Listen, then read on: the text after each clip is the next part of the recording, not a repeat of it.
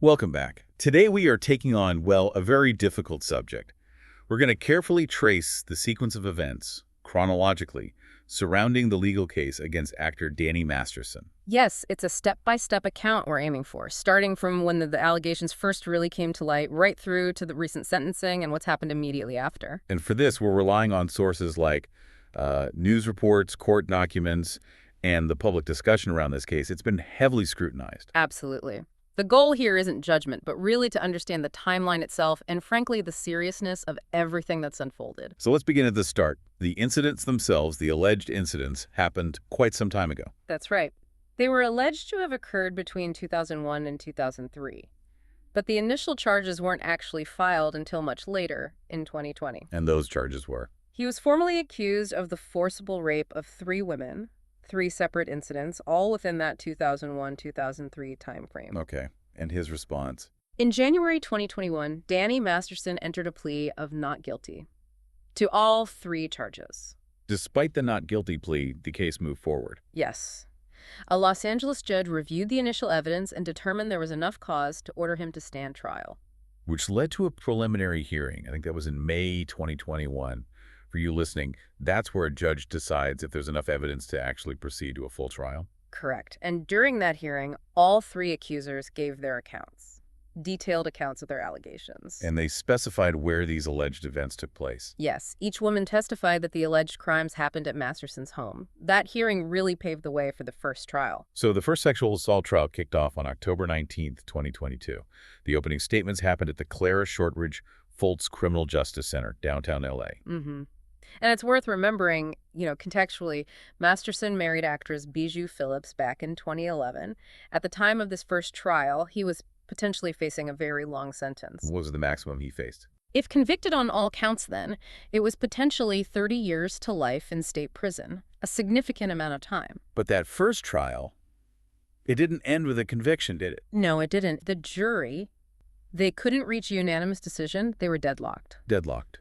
So meaning they just couldn't all agree on a verdict. What happens then, legally? Exactly. When a jury is deadlocked, the judge usually declares a mistrial, which is what happened here. Okay. And after a mistrial? The prosecution has the option to retry the defendant, and in this case, they decided to proceed with a second trial. Right. So following that mistrial, there was a retrial. Yes, the second trial went ahead, and this time a verdict was reached. When was that? It was on a Wednesday, later in 2023. The jury in this retrial found Masterson guilty on 2 of the counts of rape. Only 2. What about the third accuser? On the allegations made by the third woman, the jury, once again, couldn't reach a consensus, so no verdict on that third count. I see. So guilty on 2 counts. Then came the sentencing phase. But before that, the victims had a chance to speak, right? Victim impact statements. Yes, that's a crucial part of the process. The court heard directly from the survivors. These statements really bring home the personal cost, the lasting consequences. What did they say? One survivor stated that, in her view, Masterson had shown no remorse at all for the harm he caused. She also expressed regret, profound regret, that she hadn't reported him sooner, for the sake of potentially protecting other women. That's heavy. You can really feel the weight behind that. Definitely. And another survivor spoke about how deeply the rape had affected her, how it endured. She used the phrase feeling exhibited by the whole court process, but also stressed she was determined to reclaim her own agency. Reclaiming agency, that's powerful. It is. She described rape as, and this is a direct quote, a theft of the spirit. She talked about how it had disfigured her life, her ability to feel joy, her ability to trust people, just fundamentally damaged. A theft of the spirit. That's incredibly difficult language to hear, but it conveys so much. It does. And she also talked about shame, saying that the shame she felt wasn't hers to carry anymore. That burden, she said, belonged to him. Wow. And the third survivor? The third survivor spoke about the specific date of one incident, April 25th, 2003, which was her father's birthday, adding another layer of trauma. Oh, goodness. She detailed how reporting the crime had ripple effects, impacting her relationship with her own mother, specifically citing policies within the Church of Scientology. Policies that she said discouraged reporting members to the authorities. The church's involvement. Yeah. That's a recurring theme we need to touch on. Yes. She also mentioned attempts to silence and intimidate the victims, and the long-term trauma was severe, including intense fear of the dark, panic attacks. all linked, she said, to the assault and the subsequent fallout involving the church. It's really disturbing to hear the extent of that. Absolutely. So after these incredibly powerful statements, the judge had to make a decision. Sentencing. That's right. The sentencing hearing was presided over by Los Angeles Superior Court Judge Charlene F. Olmedo. And the sentence? The judge sentenced Danny Masterson to 30 years to life in prison. That was for the 2 counts of rape he was convicted of. How did Masterson react in court? Reports indicate he was present while the women gave their statements and during the sentencing, but showed no visible reaction. He continues to maintain his innocence. And his legal team plans to appeal. Yes, they've made it clear they intend to appeal the conviction. So, sentenced to 30 to life. What happened immediately after? Where is he now? Well, he'd actually been in custody since the guilty verdict in May 2023. Recently, though, he was transferred. He's now at North Kern State Prison. North Kern. Is that his permanent location? No, it's important to understand it's an intake and processing center. It's not expected to be his forever home, so to speak, within the prison system. It's a temporary stop. How long do inmates usually stay at an intake center like that? Typically, it's somewhere around 45 to 90 days. It's for evaluation, classification, before they get assigned to a permanent facility within the California state prison system. And his arrival there, was it uneventful? According to reports, no. Apparently, he walked in today to heckles. He was heckled by other inmates upon arrival. That sounds intense. Is there talk about protective custody? There has been discussion about it. Protective custody is basically separate housing for inmates who might be at high risk in the general population. Doesn't guarantee total safety, but it's a measure sometimes used.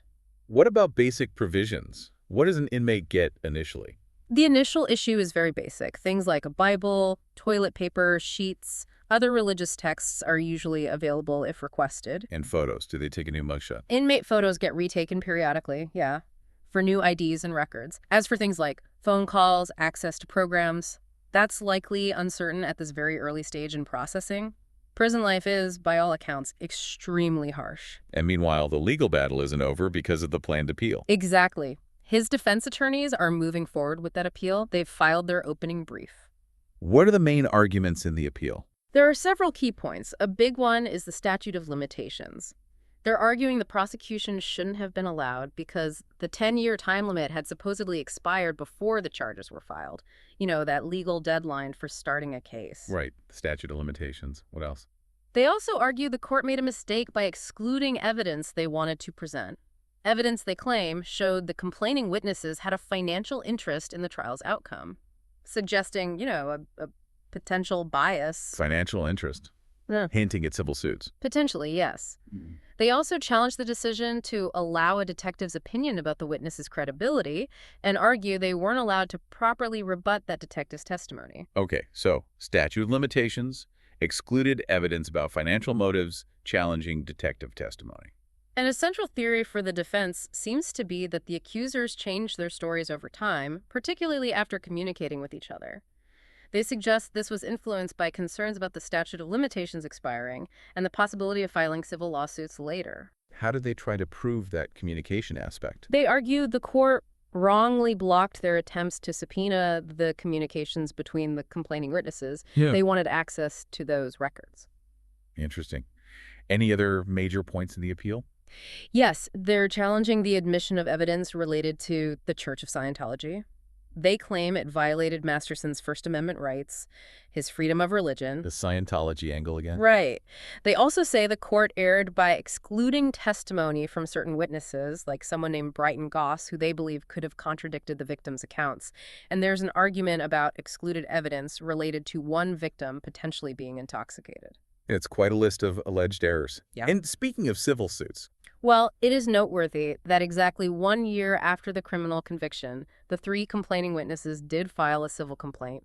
They sought to add claims related to the sexual assaults, specifically acknowledging these claims were known earlier, but previously time-barred by the statute of limitations. That timing is certainly interesting, especially in light of the defense's arguments.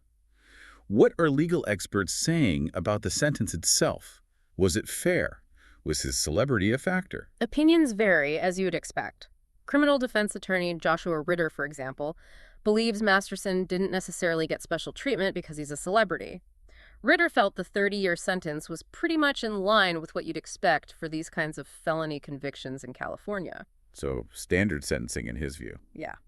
And Ritter also pointed out that because these are considered strike offenses under California law, Masterson will likely have to serve a large portion of that sentence, probably around 85%, which works out to about 25 and a half years before being eligible for parole. 85%, that's a long time. But another perspective. Entertainment attorney Trey Lovell offered a slightly different take.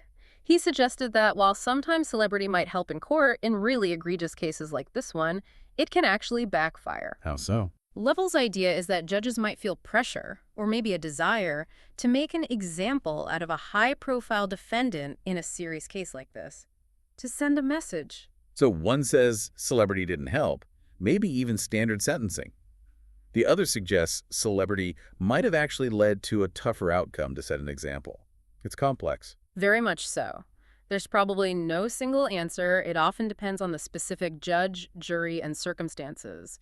But it highlights the debate around fame and the justice system. Now, let's circle back specifically to the Church of Scientology's role. It wasn't technically a defendant in the criminal trial. Correct. The church itself wasn't on trial, but its influence, or alleged influence, was mentioned constantly in the testimony. It was a recurring theme. How did it come up most often? Primarily through the witnesses explaining why they delayed reporting the alleged assaults. Several cited fear of retaliation from the church as a major reason for their silence. Fear of retaliation. That's a serious allegation in itself. It is. And the victim impact statements also explicitly mention church policies. Policies, they said, discouraged reporting fellow members to law enforcement and detailed the negative consequences they faced within the church community for speaking out. What was the church's position during the trial, or the defense's position regarding the church? Well, the defense strategy seemed to be to try and keep mentions of the church to a minimum, arguing it was irrelevant or prejudicial. The church itself publicly tried to distance itself from Masterson in the case. But there's a separate civil case where the church is involved. That's correct. There's an ongoing civil lawsuit brought by 4 alleged victims, including the 3 women from the criminal trial, and in that suit, the Church of Scientology is named as a defendant. And was there expert testimony about Scientology in the criminal trial? Yes. The prosecution called Claire Headley, who is a former Scientologist. She testified as an expert to explain certain church policies and practices.